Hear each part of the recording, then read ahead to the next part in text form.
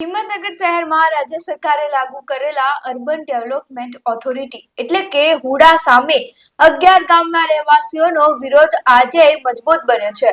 આજે હજારોની સંખ્યામાં મિલકત ધારકો અને રહીશોએ કેન્ડલ માર્ચ કાઢીને હુડા હટાવો જમીન બચાવોના નારા સાથે વિરોધ નોંધાવ્યો હતો। જેવો હુડાનો ડ્રાફ્ટ પ્લાન જાહેર થયો તેમજ હુડામાં આવતી 11 ગામોના લોકોએ વિરોધ દર્શાવવાનું શરૂ કર્યું। પોતાના હક માટે અને જમીન બચાવવા લોકો રસ્તા પર ઉતરી રહ્યા છે। આજે હિંમતનગર શહેરના વિવિધ વિસ્તારોમાંથી કેન્ડલ માર્ચ નીકળતી હતી અને પંચદેવ મંદિર મહાવીરનગર 4 રસ્તા સુધી પહોંચી હતી। ત્યાં આગામી કાર્યક્રમોની જાહેરાત પણ કરવામાં આવી। વિરોધમાં જોડાયેલા લોકોએ જણાવ્યું કે હુડા જેવું લાગુ કરવામાં આવ્યું તેમજ તેમના હકો પર આઘાત થયો છે। વિષય રાજકીય પ્રેરિત હોવાનું પણ આક્ષેપ કરાયો છે। લોકોનું કહેવું છે કે જ્યાં સુધી હુડા હટાવવામાં નહીં આવે ત્યાં સુધી ગાંધી ચિંધ્યા માર્ગે આંદોલન ચાલુ રહેશે।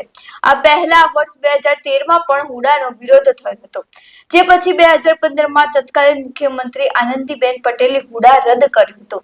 હવે ફરી એકવાર અમલમાં મુકાતા લોકોમાં રોષ જોવા મળ્યો છે। હવે 30મી ઓક્ટોબરે કાકણોલ ગામમાં વિશાળ ખેડૂત સભાનું આયોજન પણ કરાયું છે। મારી ઉંમર આજે 64 વર્ષની છે। હું ખેતી ઉપર કરું છું। મારા વડવાઓ પણ ખેતી કરતા હતા। ખેતી સાથે અમારો પશુપાલનનો વ્યવસાય જળવાયેલો છે। અમારી જમીન ખેતી લાયક છે અને 11 ગામ ખેતી ઉપર નપું છે, ખેતી અને પશુપાલન ઉપર નપું છે। કેટલાક લોકો હુડા લાવવા એમનો અહમ સંતોષવા લાયા છે। અમે અમારો કોઈ આગેવાન નથી, અમારો કોઈ નેતા નથી, અમે સ્વયં લડત આપીએ છીએ અને આજ પછી જો સરકાર એના બેરા કાન ન ખોલે તો એનું પરિણામ તાલુકા અને જિલ્લા પંચાયતોમાં ભોગવવા તૈયાર રહે।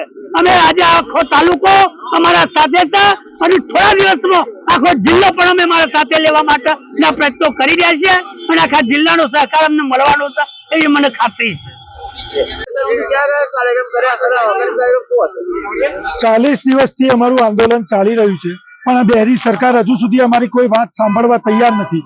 હવે અમે આ આંદોલનને આજથી નવા વર્ષમાં જ્યારે લઈને આવવાના છીએ ત્યારે 11 ગામ પૂરતું સીમિત નહીં પરંતુ આખો તાલુકાનું આ આંદોલન અમે ઊભું કરવા જઈ રહ્યા છીએ। આગામી દિવસોમાં મહાસંમેલનમાં અમે 30 થી 35 હજાર જેટલી સંખ્યા ભેગી થઈને આ હુડાનો વિરોધ કરવાના છીએ। આ હુડાને રદ કર્યા સિવાય અમે જંપવાના નથી। એના માટે જે પણ કરી છૂટવું પડે એ કરી છૂટવા માટે અમે તૈયાર છીએ, પણ હુડા અમારે જોઈતો નથી। હિંમતનગરને હુડાની કોઈ જરૂરિયાત નથી। એમ છતાં વારે કરીએ 2015માં પણ હુડા લાવવામાં આવ્યું, અમે આંદોલન કરીને પાછું મોકલ્યું, ફરીથી આ હુડાનો મતપૂરો છંછેડવામાં આવે છે એટલે પાછું જંપ્યા વગર, પાછું મોકલ્યા વગર અમે જંપવાના નથી।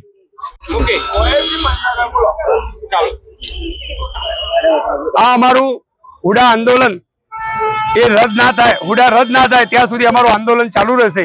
2013માં પણ હુડા લગાવ્યું હતું અને અમે આંદોલન કર્યું હતું અને 2015માં એ રદ થયું હતું।